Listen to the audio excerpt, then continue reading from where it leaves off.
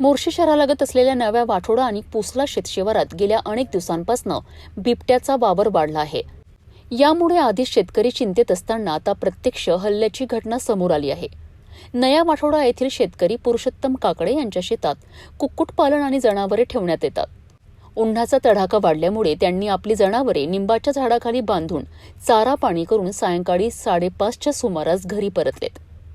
मात्र दुसऱ्या दिवशी सकाळी ते आपल्या मुलासह शेतात पोहोचले असता त्यांना गोरा दिसून आला नाही. फक्त गळ्याचा दोर तुटलेल्या अवस्थेत आढळून आला. त्यानंतर त्यांनी आजूबाजूला शोध घेतला असता जमिनीवरून ओढत नेल्याच्या खुणा दिसून आल्यात. त्या खुणांचा माग काढत गेल्यावर सुमारे 60 ते 70 फूट अंतरावर गोऱ्याचा मृतदेह आढळून आलाय. बिबट्याने गोऱ्याच्या मागील बाजूस आणि पोटाचा भाग खाल्ल्याचे स्पष्ट दिसून आलेत. ही घटना बुधवारी सकाळी 6:30 वाजताच्या सुमारास उघडकीस आली आहे. घटनेची माहिती मिळताच वनपरिक्षेत्र अधिकारी अमोल चौधरी आणि वनसंरक्षक निखिल गोरे यांना तात्काळ कळविण्यात आले. दरम्यान शेजारील शेतकरी रामचंद्र अमझरे यांच्या मुलानेही एक महत्त्वाची माहिती दिली आहे. मंगळवारी सायंकाळी 6 वाजता तो बैलजोडी घेऊन घरी जात असताना त्याला बिबट्याची डरकाळी ऐकू आली.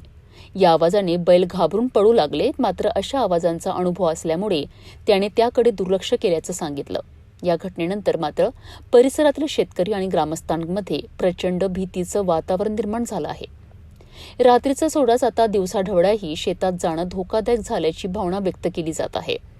वन विभागाने तात्काळ पावलं उचलून बिबट्याला पकडावं आणि नागरिकांची सुरक्षा सुनिश्चित करावी अशी जोरदार मागणी ग्रामस्थांकडून करण्यात येत आहे.